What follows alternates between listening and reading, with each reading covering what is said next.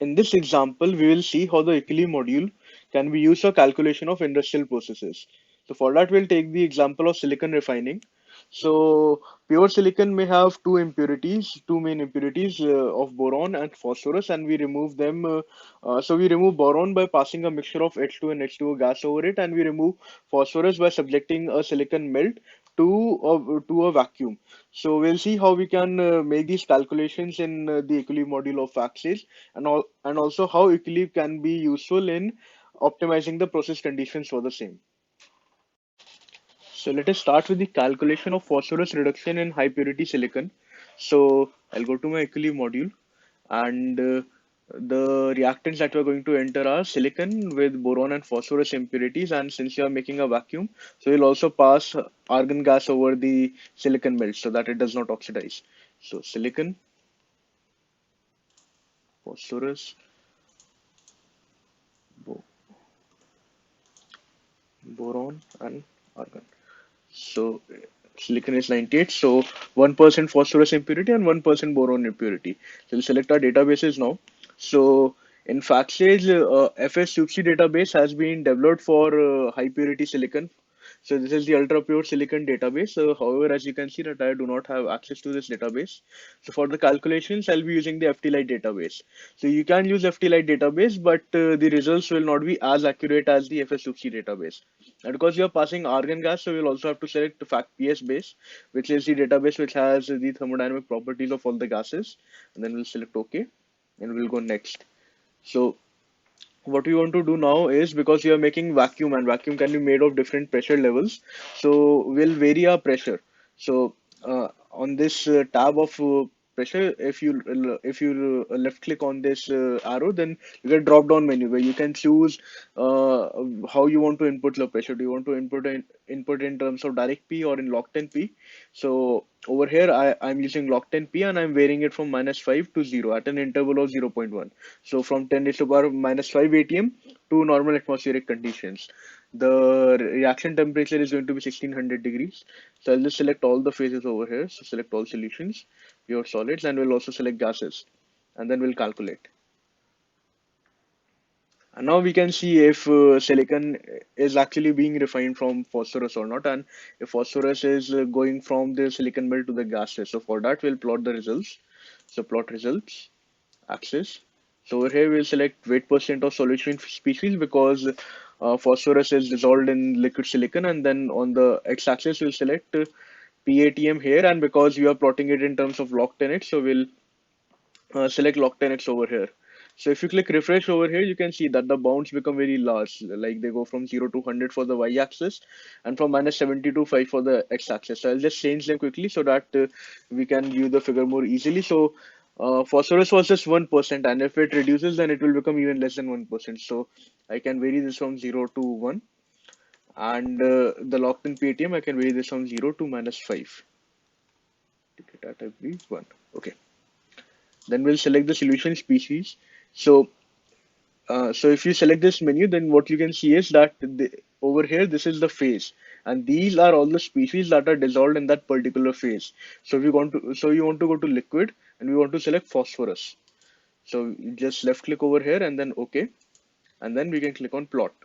And as you can see that as we increase the vacuum in the furnace, the amount of phosphorus that is dissolved in liquid silicon keeps on reducing. So that is how we can purify silicon from phosphorus impurities. The next calculation that we will conduct is the removal of boron from silicon. So to do that, what we do is we pass a mixture of H2 and H2O gas over a silicon melt, and the boron goes from the melt to the gas phase. So what happens is that there is an inlet and then there is an outlet. So the gases continuously pass over this melt, and to do that, so we can simulate this calculation in FactSage by using the open option. So before using the open option in FactStage, first we'll go back to the input window and change our reactants. So silicon is 98, and phosphorus is 1, boron is 1, and instead of argon, now we have a mixture of H2 and H2O. So, so you can input different amounts of H2 and H2O, but we want to keep the ratio constant. So over here, What I'm going to do is I'm going to use the A variable for that. So it's 0.9 A and 0.1 A. So this means that the ratio of H2 and H2 is 9:1. And then we'll go next. And first we'll input all the reaction conditions and then we'll select the open option. So we'll select all the phases as I already selected. Yes, and then we'll select gases and pure solids. And over here, we'll have 1 atm, constant pressure, constant temperature 1420, and I'm inputting A as 1. So this means that zero point 0.9 grams of H2O and zero point 0.1 grams of H2. And then over here on the bottom right panel, I'll select the open option. And when I do that, you can see that this shows a tab of 10 steps over here. So what this means is that Equally will at every step it will introduce the amount of input gas, which is zero point 0.9 grams of H2 and zero point 0.1 grams of H2 over the system, equilibrate the gas with the system, and then remove the gas from the system. Then it will again introduce the amount of input gas, which is zero point 0.9 grams of H2 and zero point 0.1 grams of H2, and again input it with the system. And the number of steps is so that it will go on for 10 iterations. So number of steps and the value of A actually simulate the total amount of gas that you are adding and the flow rate of the gas in the system. And with simulating this, you can actually do a calculation. And in the calculation, we can see that we'll have some boron going into the gas. So we have HBO2, BH3, so and HBO. So boron goes into the gas phase in these forms, and we have some boron then in the liquid as well. So as you can see that the boron in this liquid, in this case in the liquid, the weight percentage of boron has actually increasing instead of decreasing, and that is because the FTLI database is not optimized for these kinds of calculations. So you can again plot results, weight percent solution species, and because the amount of boron is increasing, so I can go 5 over here and select, and then I want to select boron in liquid again. So boron in liquid, okay, and then I'll plot. So as you can see that the amount of boron in liquid is actually increasing in this case instead of decreasing, and that is a limitation of the database. So over here in the presentation, we can see that in the open calculation, when we do, these are the results that we get from the FSUPC database, which has been optimized for these kinds of calculations. So as you can see that